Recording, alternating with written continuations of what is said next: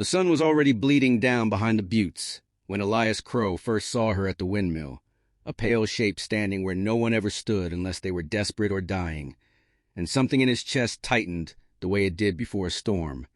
because lonely men learn to recognize trouble the way old horses sense snakes. And this woman carried trouble in the set of her shoulders and the way her hands trembled as she worked the rusted pump, drawing water that splashed too wildly into a dented tin bucket, as if she didn't yet know how to ask the land for anything without begging. And Elias watched from a few paces off, leaning his weight against the iron handle of the well, saying nothing, because words were expensive out here, and trust even more so. And she finally looked up at him with eyes the color of creek mud after rain, deep and restless, and said she was sorry for trespassing, but she needed water for the road. And the lie sat between them like a third presence, because there was no road worth speaking of for 20 miles, and no woman traveled alone unless she had already lost something she couldn't afford to lose again. Elias had buried his own losses beneath the hard routines of ranch life, beneath the dawn-to-dusk work that kept a man from remembering the sound of his wife's breathing, or the way hope felt before it learned how to bruise. And he told her she could take the water and go, yet she didn't move, didn't even reach for the bucket again, only stared at her hands as if they belonged to someone else.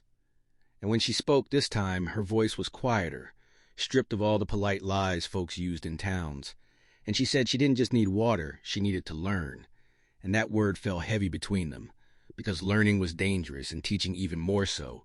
And when he asked her what it was, she thought he could teach her. She finally met his eyes and said she needed to know how to use her hands the way people out here did, not for softness or pleading, but for survival, for work that didn't ask permission, for strength that stayed when everything else left. And Elias felt the old ache stir, the one that came when fate tapped him on the shoulder and asked whether he would turn away or answer, because her hands were scarred already, raw at the knuckles, marked by someone else's demands. And he knew, without asking, that she was running from more than thirst, from a life where hands were taken before they were given, and he told her. The land didn't care about her past, and neither did he, but the truth was the land cared about everything, and so did he. And when he showed her how to steady the pump, how to lean her weight into it instead of fighting it, he did so with the careful distance of a man who'd learned how easily a moment could turn into a wound that never closed. And she listened like each word might be the last kindness she'd ever receive. Her brow furrowed, her breath uneven,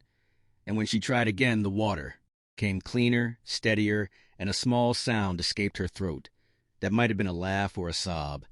And something in Elias broke loose, because he remembered teaching his boy once how to knot a rope, remembered the pride in small successes, remembered the way teaching made a man feel necessary in a world that was always trying to erase him. The light shifted then, casting long shadows across the dry earth, and the windmill creaked like it was remembering older days. And she asked if he had more, work, anything at all, and he said no, then yes, then nothing, because what he had was a life built to keep others out, and letting her in would mean opening doors he'd nailed, shut with grief and routine. And yet when she said she could sleep in the barn and be gone by dawn, he heard himself say she could stay the night if she worked, and the words felt like a promise he wasn't sure he could keep. He showed her how to split kindling without shattering the blade, how to cinch a saddle so it held fast without choking the horse, how to read the sky for dust storms that didn't yet exist. And she absorbed it all with a hunger that scared him, because hungry things didn't stop once they were fed.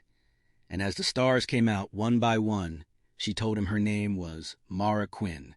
and that she'd once believed hands were meant only for holding on. But she was tired of holding and wanted to learn how to stand, and Elias said nothing, staring into the fire as if answers might rise from the embers, knowing full well that teaching her would bind their fates, whether he wanted it or not, because every lesson was a thread, and enough threads made a rope strong enough to pull a man somewhere he never intended to go. Later, as the night deepened and the coyotes sang their thin, broken hymns, Elias lay awake in his small house, listening to the unfamiliar sound of another heartbeat under his roof, aware that dawn would demand decisions he wasn't ready to make, and somewhere beyond the dark Mara lay staring at her hands, already imagining the weight of tomorrow's work, already believing that if she learned enough she might outrun what followed her, while out on the plain a rider paused at the edge of the land, watching the lone light in Elias Crow's window, waiting, patient as death itself, and the wind carried a warning no one heard. Dawn came hard and pale, scraping the night away like bone against stone, And Elias knew before he opened his eyes that nothing would ever be the same again, because fate never knocked twice once it decided to enter. And when he stepped outside, he found Mara already awake. Her sleeves rolled, her hands red and blistered but steady as she fed the horses, moving with the awkward determination of someone refusing to be weak one moment longer, and something like respect settled in his chest. Alongside fear, because strength learned too fast often came at a terrible price. He set her to work mending fence and showing her how to use a hammer, not with anger but with patience, how to let the tool do the work instead of fighting it. And as the sun climbed higher, he saw her change in small, dangerous ways, her back straightening, her eyes lifting, her hands no longer apologizing for their existence. And with every lesson, he felt himself giving away pieces of a solitude he had guarded, like a last possession, until the wind shifted wrong and the horses grew restless, until dust rose in the distance where no dust should have been, and Elias's blood turned cold because the land spoke before men did, and it was telling him the past had found them. The rider came slow, deliberate, a man cut from hard lines and old violence, his eyes fixed not on Elias but on Mara. And she froze, as if the earth itself had reached up to claim her, whispering a name Elias didn't need to hear to understand, and when the man said she belonged to him, Elias felt something older than fear rise up, something forged in loss and regret, and he stepped between them without thinking,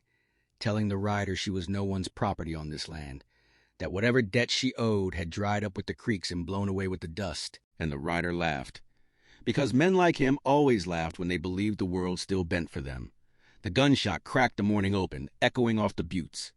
and Elias felt the punch in his shoulder like a hammer swung by God himself.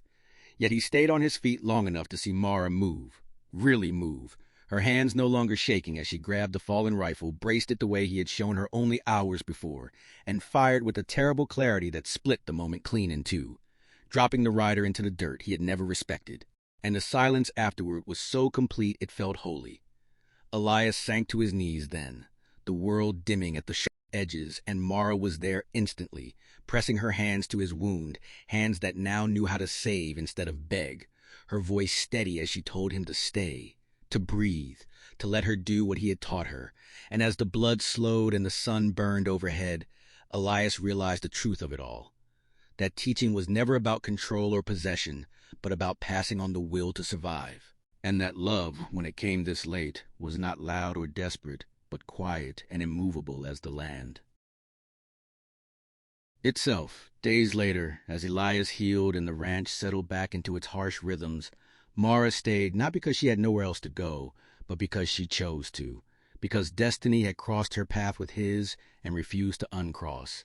And together they worked the land with hands that had known fear and now knew purpose, hands that built instead of endured. And if you listen close, when the wind moves through the dry grass, you might still hear the echo of that lesson, that survival is learned, that strength is given, and that even the loneliest places can become home when we decide not to turn away. And if this story stirred something in you, if you believe in second chances carved from dust and blood, then stand with us, ride with us, and subscribe to the Western Tales, where every story remembers the past, honors the struggle, and reminds us why the frontier still lives.